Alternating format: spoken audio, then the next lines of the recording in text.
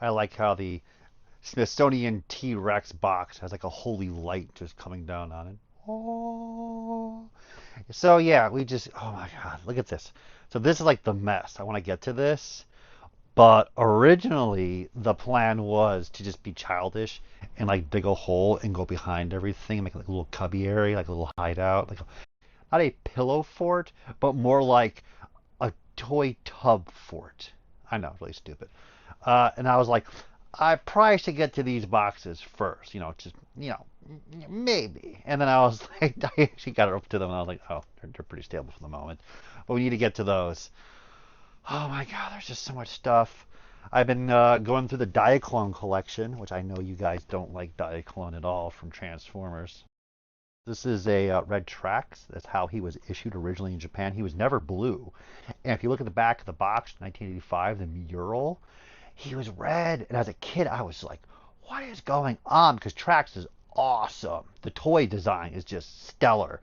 And then, yeah, it's just the Diaclone was sent to Hasbro, and they just at that time the artist was given probably a red Trax, and that was that. And then later on they changed it to blue. Great call in my opinion. I love the red one too, but we got two different versions, right? This actually is a sample. You can see it right there that was sent from Takara to Hasbro. This I did purchase at a Hasbro employee's house. That's my own personal red Trax.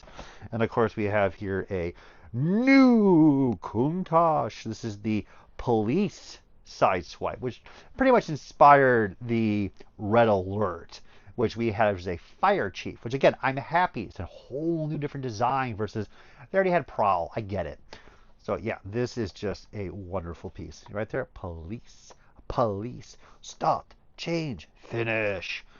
Not like the country of Finnish people. They don't turn into actual Finnish people. They turn into robots. Just if you guys were confused.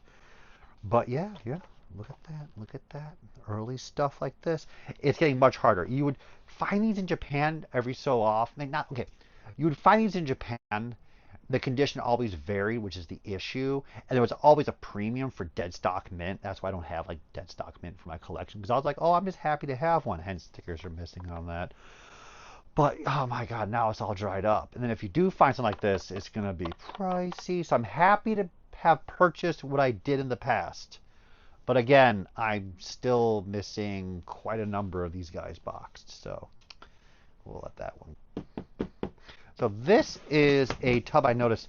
Now, as I mentioned, we're going to have some tubs in here, mostly going to be from the 2000s, 90s, but we're going to bump into vintage stuff. Like there's a whole turtle tub right there I haven't gone through yet. We're going to get to that one soon. So we're going to find some vintage stuff in here. This is not the room that they're all in. But lo and behold,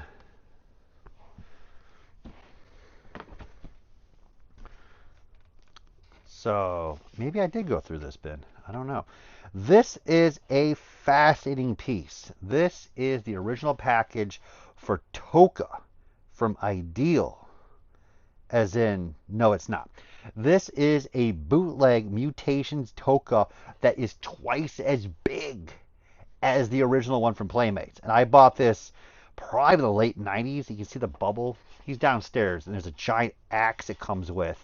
He is huge. Anything that's that different and unique, I'm excited. Like just a normal bootleg of Toka doesn't get me hot and heavy. A 2-up gets me hot and heavy. Now, of course, you now know what my fetish is. So whenever I go to the strip club, I'm looking for a girl that looks like Toka. My friend, he likes Raza, so he has his own issues like that. But for me, Toka. This, I don't know how rare it is now. It's not legendary like the 12-inch bootleg Splinter. That thing's amazing. But I never got one, sadly enough. This is probably very hard to get. I'm going to translate that out of curiosity, but that's just one of those cool things of the past, man. Glad I bought it. We have Princess of Power Fashions, Heart of Gold. Don't worry, there's Transformers in here, people. So these are the little fashion sets that they produced. The Series 3 is very rare. So most of this stuff is 35, 45 carded. But when you get to the last series, especially on US cards, I think this might be one of those. It's been a long time. They are, 200, 300 plus. So I I like my She-Ra, but I'm not as crazy as you guys probably are about the costumes. Like loose ones, but like the artwork's nice, but it's not like we'll have these on the wall for display, right? So we have three more. I think these are the foreign ones. Hidden Gold, like little armor outfit there. Rainbow dress, a colorful secret. I bet you do. The sword's even different on that one, unless it's degraded over time. But that sword would be a rare variant just for only this set. Same with this set too. Scabbard. And if you don't know about She-Ra vintage, it is a powerful market. So He-Man, She-Ra, hand in hand. If you have a Spinnerella carded, which was Canadian and somewhat Italy only from the final series, she can run about 3,000 plus carded. So do not deny the power of She-Ra. Speaking of She-Ra, way hotter now. The H2 Ghost. So I'll be honestly weird with you. A little bit of lifting there. No, I really loved Ghostbusters as a kid, the TV show. It was so well done. And again, I'll mention this fun story for you. I live in a town where Harold Ramis, who plays Egon, lived for quite some time. We did bump into him here and there. And when I was not there, he walked into my parents' store to buy Pokemon for his kids. And he noticed the Egon Ecto car boxed model kit that my dad just put up there, just show our love for Ghostbusters if he ever showed up again. And he did see it, and they talked a little bit. And my dad doesn't know Ghostbusters at all, really, just to be honest with you. And Harold Ramis asks him, "What about the cartoon? Like, how well did it do?" My dad's like, not so good." And he's like, "I understand." And I'm like, "No, it did very well.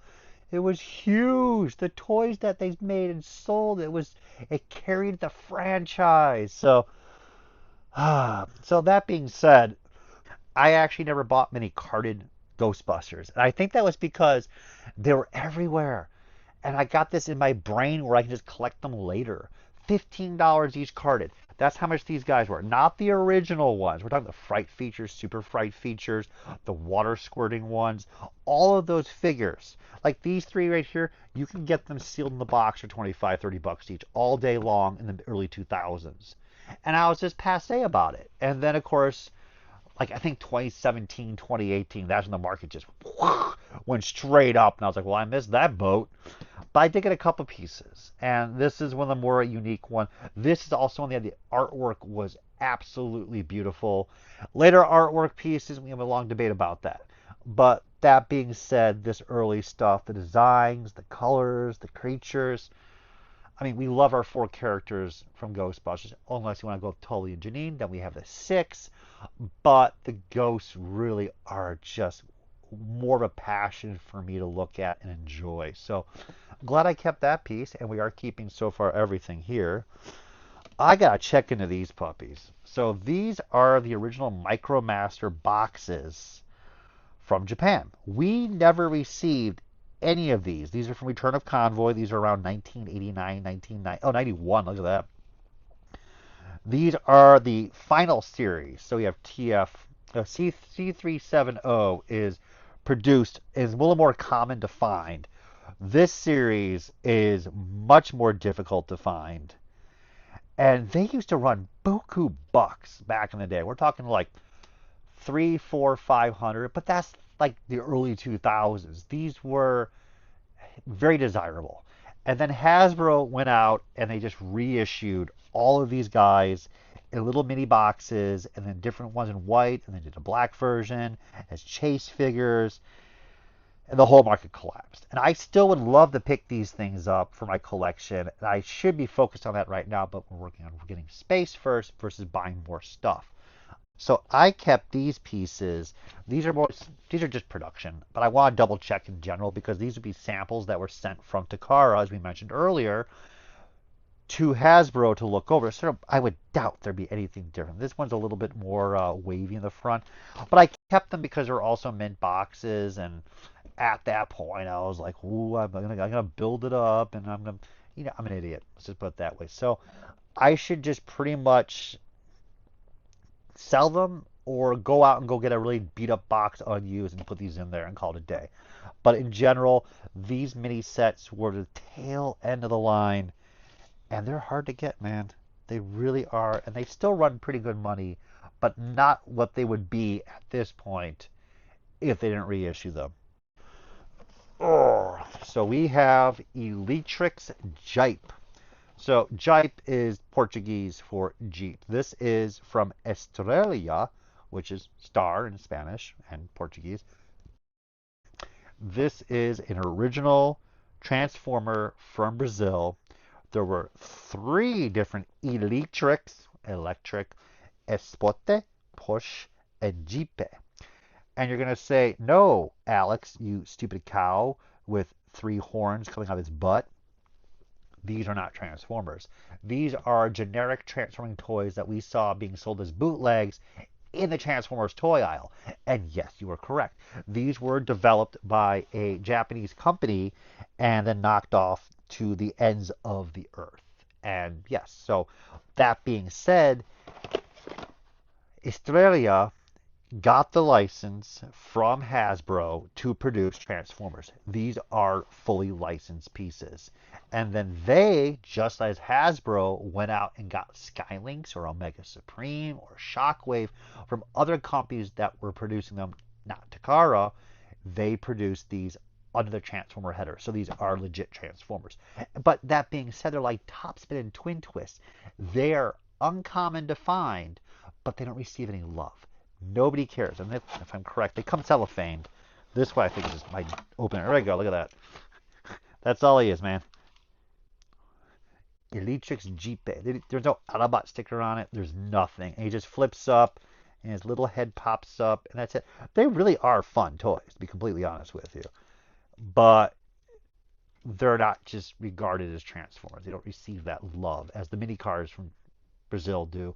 Even the Topspin Twin Twists from Brazil get more love than these guys. I would probably hazard this is only worth $100 tops, and that's it. That's just how tough the collector community is on the more oddball. Pretty much, if it doesn't show up in the cartoon series, they don't get much love. I'm just going to call it that. But I like this stuff. So we are down to the wire. Look at this. So this is absolutely one of my favorite things out there. So I am a huge Robotech fan. Childhood memories, and I was too young to really get the toys. So by the time I figured out that Matchbox actually produced toys, they were already on the store. I was far too gone on that. I would see the Robotech comic books being advertised, the Alpha Fighter. I was so excited. And so it was years without, the internet, just searching at toy shows for these pieces. This is the Tactical Battle Pod. I know the Valkyrie didn't transform, but we did get a really badass Battle Pod. So this is dead stock. It looks like it finally dried up on the top. So I actually have another one of these sealed in the other room. Now it's kind of like, oh, look, we have 2 of them. And then I remembered why I have 2 of these puppies. And now I remember why I have 2 of these puppies. The issue is I bought, when I finally had some money in the early 2000s, I went out and got some dead stock sealed pieces. I also went out and got the very rare Matchbox multi-pack. It included a Valkyrie, a Tactical Battle Pod, and a special VHS box set. Now, because I'm weird and crazy, the tape was dried off on the main larger box. Inside was just literally a box Tactical Pod, a box Valkyrie, and a little cardboard insert for the VHS. There was no cardboard insert holding all the loose toys. They just shoved box toys. That's why I actually have 2 of these. That being said, I digress. I have not looked up that box set in such a long time. I wonder what it's worth these days. I just don't see it like the SDF one is. It's incredibly, incredibly rare. The colors pop, the logo, everything. This is a work of art to me. This is where I can stare at this and go, wow. And the box is so minty. I know. So that being wrapped up, we have the bad boy himself. I got some paperwork down here. Urgh. we have Decerus, or called Deathsaurus. You know, you can go with whatever you want. It's the translation of it from katakana to English.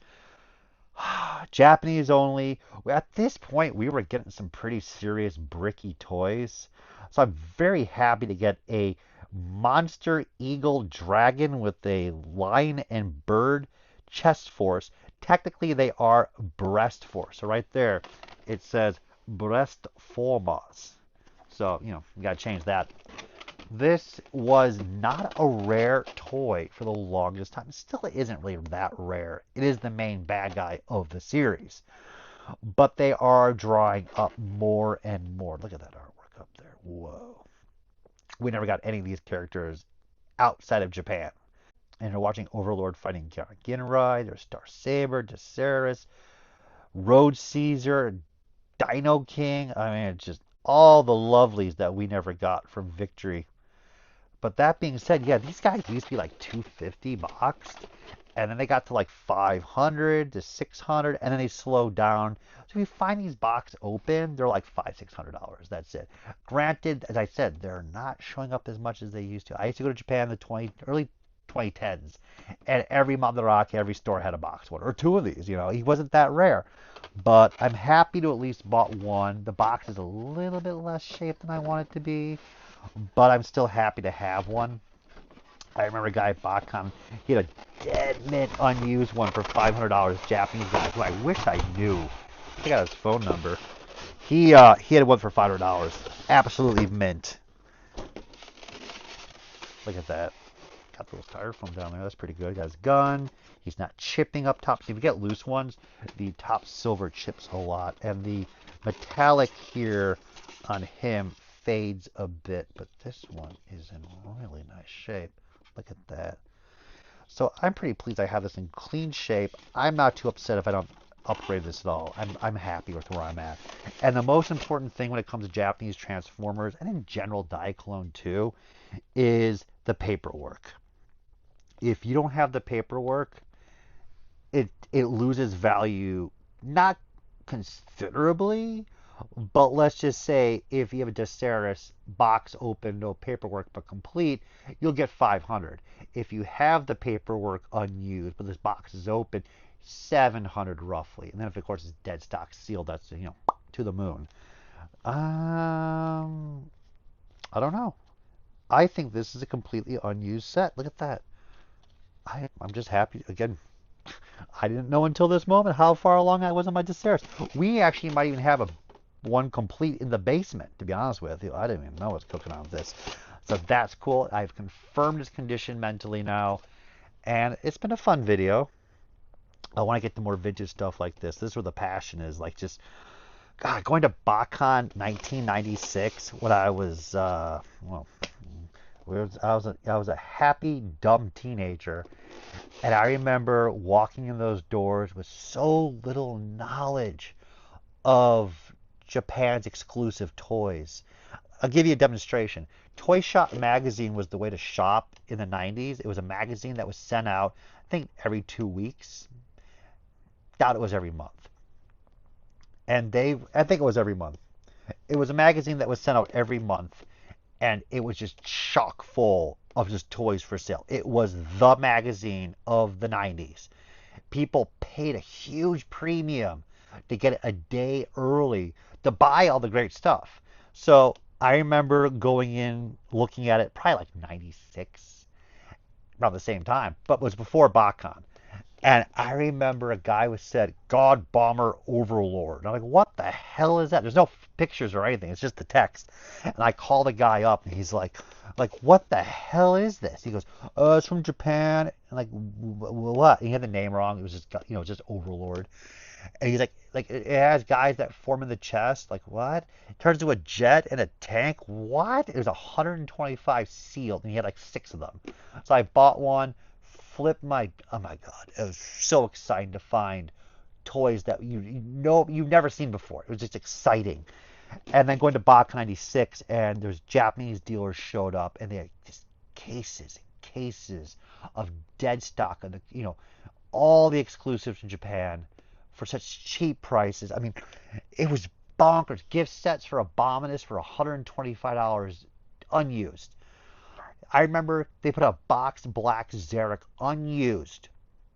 My brother comes up to me and goes, Alex, I just saw Black Xeric box for $50 because it was missing the gold little headmaster. And I go, oh my God, I don't know what's going on. Go back and get it. Within 1 minute of him seeing it, approaching me, confirming, and us going back, it already sold. I mean, the prices were just, if they had the headmaster, it'd be like $100, $125. It was, I should have been, I just didn't have the, I mean, I didn't have the money. And I just should have bought up everything. Regrets, you know, but we'll get more into vintage stuff. I can just talk forever, as you can already hear. So thank you for watching, and I'm just happy he's clean. He's in great shape. I've opened some stuff up, and it's just in terrible shape. But this is nice.